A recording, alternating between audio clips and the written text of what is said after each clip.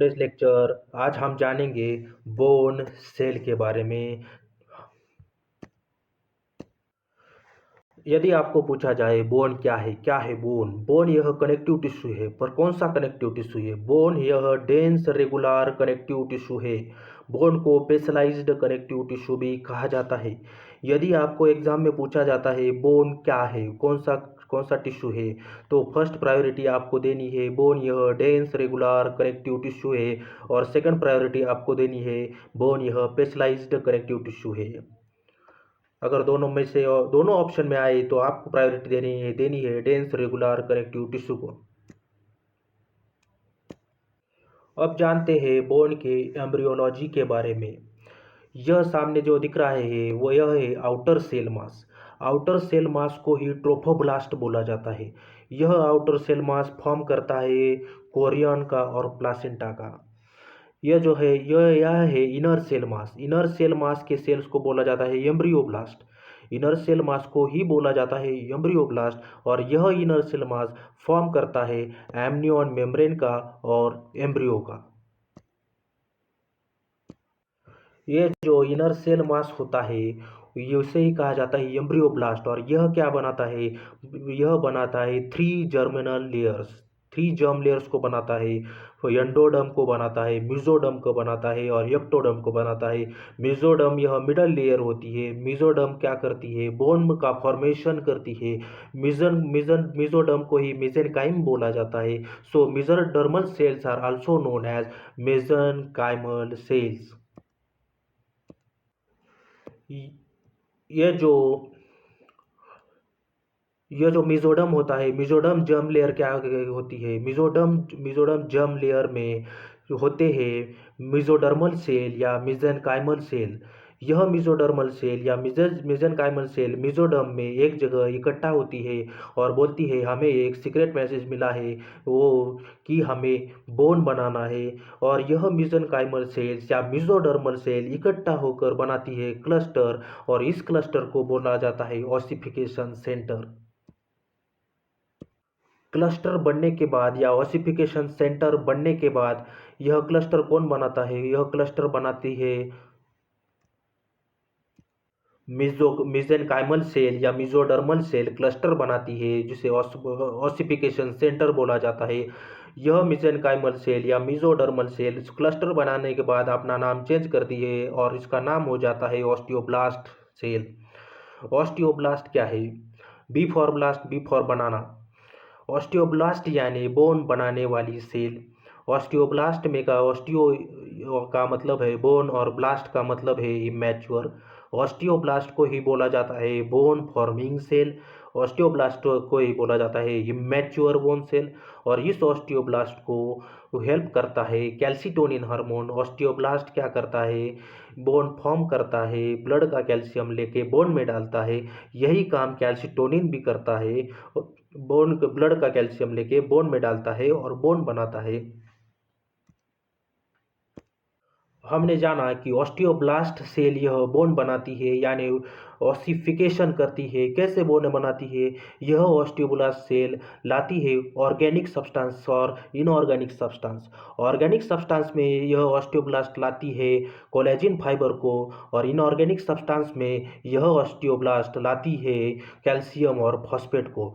और इन तीनों को मिला के, यानी कोलेजिन फाइबर को, कैल्शियम को और फॉस्फेट को मिला के यह ऑस्टियोब्लास्ट बनाती है बोन मैट्रिक्स या रॉ मटेरियल ऑफ बोन, जो कि कच्चा होता है, पक्का नहीं होता।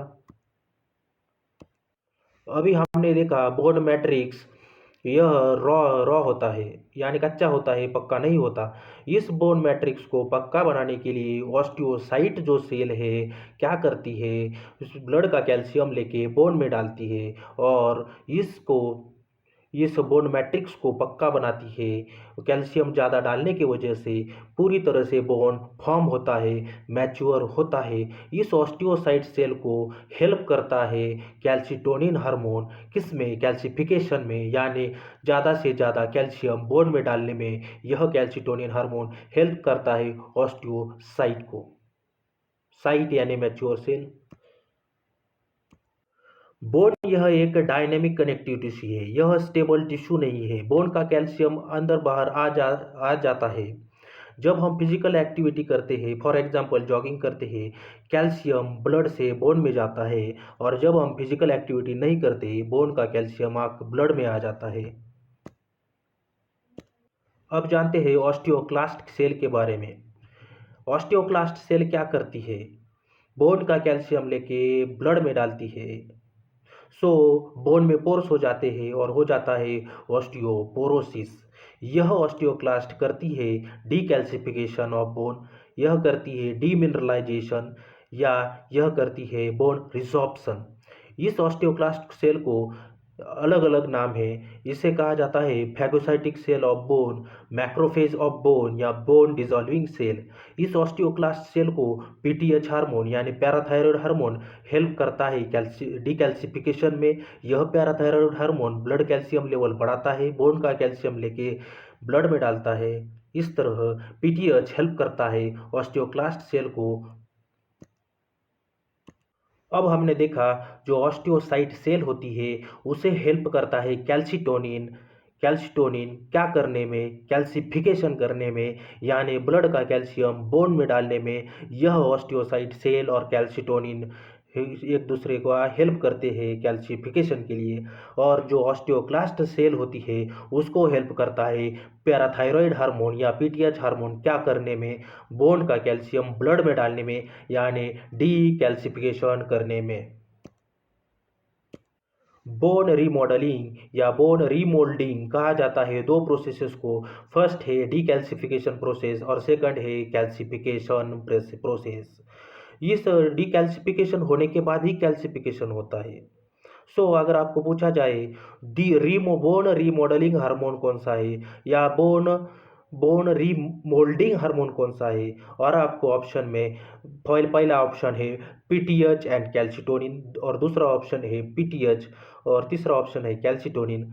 और तो आपको फर्स्ट प्रायोरिटी देनी है पीटीएच एंड कैल्सिटोनिन को, और सेकंड प्रायोरिटी देनी है पीटीएच को। यदि क्वेश्चन दिए पूछा जाए रिमॉडलिंग हार्मोन कौन सा है, और ऑप्शन में है पीटीएच और सेकंड ऑप्शन में है कैल्सिटोनिन, तो आपको प्रायोरिटी देनी है पीटीएच को। अब हम जानते हैं पैथोलॉजी के बारे में, कुछ डिसऑर्डर्स के बारे में। जब यह ऑस्टियोक्लास्ट ओवर स्टिमुलेट होती है, ओवर स्टिमुलेट होने के कारण ऑस्टियोक्लास्ट के बोन का कैल्शियम ब्लड में आने जा जाता है, बोन्स में पोर्स हो जाते हैं और हो जाता है ऑस्टियोपोरोसिस। जिसे कहा जाता है over stimulation of osteoclast cell को कहा जाता है ऑस्टियोपोरोसिस। और ऑस्टियोपोरोसिस को ट्रीट करने के लिए मेडिसिन दिए जाते हैं बाइफॉस्फोनेट्स। और अब देखते हैं ये जो ऑस्टियोब्लास्ट और ऑस्टियोसाइट सेल होती है, यह क्या करती है? बोन को फॉर्म करती है, बोन को बनाती है। यदि ऑस्टियोब्लास्ट की एंड ऑस्टियोसाइट्स की एक्टिविटी डिक्रीज होती है तो बोन सॉफ्ट हो जाते हैं। इन बोन को सॉफ्ट होना बोला जाता है ऑस्टियोमलेशिया। अडल्ट्स में वो कहा जाता है वो सॉफ्टनिंग ऑफ बोन को ऑस्टियोमलेशिया, और चिल्ड्रन में सॉफ्टनिंग ऑफ बोन को कहा जाता है रिकेट्स। अब जानते हैं पगेट्स डिसीज या ऑस्टाइटिस डिफॉर्मिंस के बारे में। जब ऑस्टियोक्लास्ट की एक्टिविटी एबनॉर्मल हो जाती है तो डीकैल्सिफिकेशन होता है एक साइड का, और कैल्सिफिकेशन होता है दूसरी साइड का। यानी एक साइड से कैल्शियम निकलता है और बोन के दूसरे साइड पे जाके वो कैल्शियम चिपक जाता है, इसलिए बोन की साइज इंक्रीज हो जाती है एक साइड से। इसे बोला जाता है पगेट्स डिसीज या ऑस्टाइटिस डिफॉर्मिंस। अब देखते हैं ऑस्टियोसाइट्स का जब ओवर स्टिमुलेशन हो जाता है तो ब्लड का कैल्शियम बोन में आ जाता है, और कैल्सिफिकेशन ज़्यादा हो जाने की वजह से यह बोन मार्बल की तरह दिखाई देता है। सो इसे कहा जाता है ऑस्टियोपेट्रोसिस या मार्बल बोन डिसीज। अब जानते हैं समरी के बारे में। ऑस्टियोक्लास्ट ओवरलोड होता है तो होता है ऑस्टियोपोरोसिस। ऑस्टियोसाइट ओवरलोड होता है तो ऑस्टियोपेट्रोसिस होता है। ऑस्टियोब्लास्ट या ऑस्टियोसाइट की एक्टिविटी कम होने की वजह से रिकेट्स और ऑस्टियोमलेशिया होता है, और एबनॉर्मल ऑस्टियोक्लास्ट की एक्टिविटी की वजह से होता है पगेट्स डिसीज। Thank you.